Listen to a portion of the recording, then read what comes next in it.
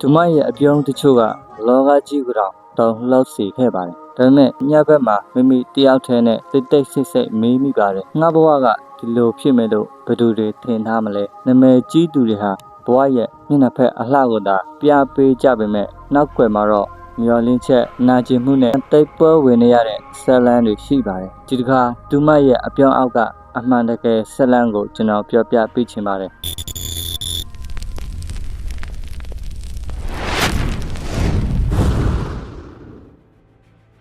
မာရီလင်မောင်ရိုဟာလှပမှုနဲ့နာမည်ကြီးမှုရဲ့သင်္ကေတဖြစ်ပေမဲ့သူမရဲ့နောက်ခံဘဝကတော့တိတ်ဆိတ်နာကျင်မှုတွေရှိပါတယ်သူမဟာနော်မချင်နီဆိုတဲ့အမည်နဲ့မွေးဖွားခဲ့သူဖြစ်ပါတယ်မိခင်ဟာစိတ်အနာရှိသူအဖကိုလည်းမသိဘူးမွေးစားအိမ်တစ်ခုထဲမှာရှိပြီးတော့မှမိသားစုမဲ့အိမ်တစ်ခုထဲကတစ်ခုဖြစ်ပါတယ်လူတစ်ယောက်အနေနဲ့ခံရတဲ့တန်တွေဟာသူမကိုဖျက်ဆီးမယ်လို့ထင်ရပေမဲ့အမှန်တကယ်မှာတော့သူမကိုတိုးတက်အောင်ပြုလုပ်တဲ့သူတစ်ယောက်ဖြစ်လာခဲ့ပါတယ်သူမအတွက်နာမည်ကြီးတဲ့ကဂုံရည်အတွက်မဟုတ်ပါဘူးရိုးရှင်းလွန်းတဲ့ဒီရှင်နာမှုနီးလားပါပဲငွေမရှိတဲ့ကောင်မလေးတစ်ယောက်ရက်တီဖို့တနည်းလမ်းသာရှိပါတယ်အဲ့ဒါကဖန်တီးဖို့ပါပဲလူဘုတ်မော်ဒယ်အင်ဂျင်စီကသူမရဲ့ဘဝကိုတကားပိုက်ထဲကပြန်ဖွေးပေးခဲ့ပါတယ်အဲ့ဒီအချိန်ကပဲသူမဟာမျောလင်းချက်ရှိတဲ့မော်ဒယ်ကောင်မလေးတစ်ယောက်ဖြစ်လာခဲ့ပါတယ်20th century foot Bing Lion ကသူမကိုတတိထားမိတဲ့အချိန်နိုမာဂျန်နီဟာအဲ့ဒီနေ့ဟာ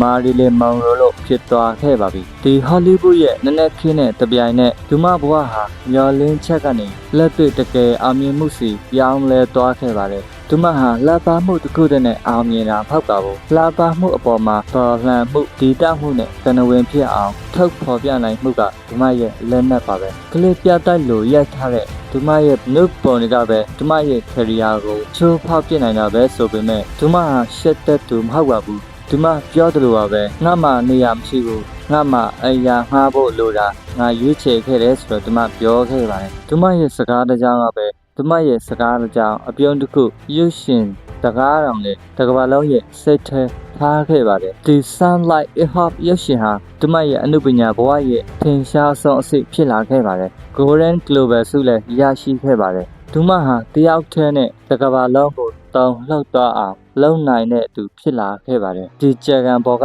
ပန်းရဲ့အလှတရားရဲ့အောက်မှာတော့လှုပ်ရှားမှုတွေရှိနေခဲ့တယ်အဲ့ဒါတော့ PR ဒီတောင်းတရေးနဲ့မျောလင်းချက်မရှိချင်းတို့ပဲဖြစ်ပါတယ်သူမရဲ့ဘဝမှာမင်္ဂလာတက်တန်းက3ကြိမ်ပြည့်စဲချင်း3ကြိမ်လည်းဖြစ်ခဲ့ပါတယ်အတိတ်တန်နဲ့ဒီစိတ်ဖိအားမှုကတော့နောက်ဆုံးမှာတော့သူမရဲ့အသက်ကိုပါယူသွားခဲ့ပါတယ်ဟောလိဝုဒ်ရဲ့အလှတရားနောက်ွယ်မှာတိတ်ဆိတ်ပြီးတော့အရာမထက်တဲ့ညအချိန်တွေရှိနေခဲ့ပါတယ်ဒါပေမဲ့သူမဟာဒေသွားပေမဲ့ဒေမဲ့သူမဟုတ်ပါဘူးသူမရဲ့အပြောင်းသူမရဲ့စကားလုံးတွေသူမရဲ့ရည်တက်ရှုမောဖွယ်မျောလင်းချက်ကတော့ဒီနေ့အချိန်ထိရှိနေပါတယ်ဒီမကလှပတဲ့မင်းသမီးတူတမကစိတ်ခံစားရတဲ့လူတစ်ယောက်ပါပဲမင်းလည်းမျောလင်းချက်မရှိတဲ့နေရာကနေတခြားနီလန်းတလန်ရှာဘူးသူလားမာရီလင်လိုအပြောင်းအောက်ကတစုံတစ်ခုပြောင်းထားသူလားဒီမရဲ့ကိုယ်တိုင်လူတစ်ယောက်တောင်တိုက်ပွဲဝင်ရတဲ့ဆိုတာသင်သိလားနာမည်ကြီးသူတွေတောင်မလွယ်ဘူးဆိုတာကိုသိထားပါဒီနေ့တော့မာရီလင်မောင်ရိုရဲ့အကြောင်းကိုပြောပြသွားတာပဲဖြစ်ပါတယ်ဟောအားလုံးပဲကျေးဇူးတင်ပါတယ်ခင်ဗျာ